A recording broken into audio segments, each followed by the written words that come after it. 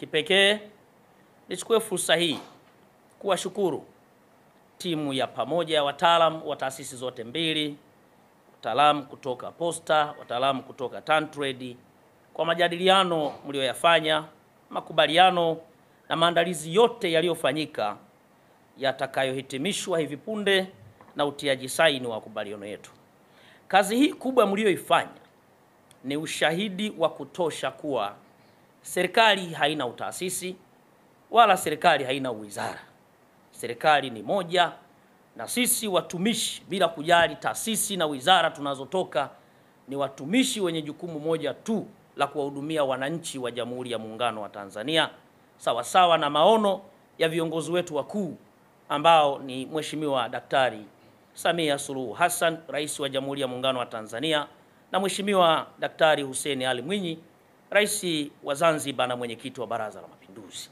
Katika kuhakikisha posta yetu ya Tanzania inaenda na kasi ya mabadiliko ya teknolojia kama ilivyoelekezwa na Umoja wa Posta Duniani na maelekezo mahususi yaliyotolewa na serikali yetu ya awamu ya 6, tumefanya maboresho makubwa ya kiteknolojia katika utendaji wetu, ikiwemo kuunganisha huduma na biashara zetu za posta kwenye programu tumizi inayojulikana kama Posta Kiganjani, inayopatikana Play Store na Apple Store, ambapo kupitia programu hii mwananchi mwenye simu janja anaweza kufurahia huduma zetu za posta kiganjani mwake, ikiwemo kufuatilia kifurushi au mzigo wake, yani track and trace, kuomba pamoja na kufanya malipo ya huduma zetu mbalimbali kupitia simu yake.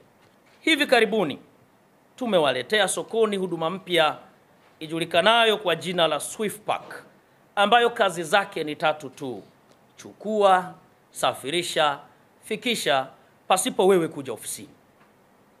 Kwa maboresho haya makubwa tuliyoyafanya, Posta na TanTrade tumeona umuhimu wa kuunganisha jitihada zetu ili kuongeza ufanisi na urahisi wa wananchi na wateja kupata huduma na bidhaa mbalimbali kutoka kwenye maonyesho ya Sabasaba.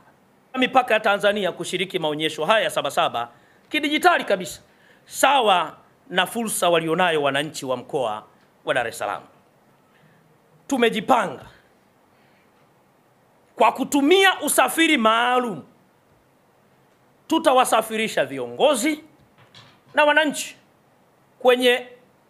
wananchi kutoka kwenye eneo la mapokezi ya maonyesho ya Sabasaba kuzunguka maeneo yote ya maonyesho ya Sabasaba kwa watakaohitaji huduma hiyo. Nihitimishe salamu zangu kwa kuhakikishia wafanyabiashara na Watanzania wote kuwa posta hii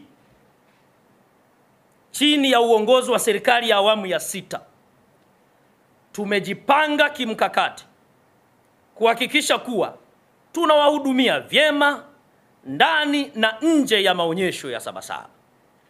Nichukue nafasi hii kukupongeza sana dada yangu Latifa Hamisi na timu yako yote ya TanTrade.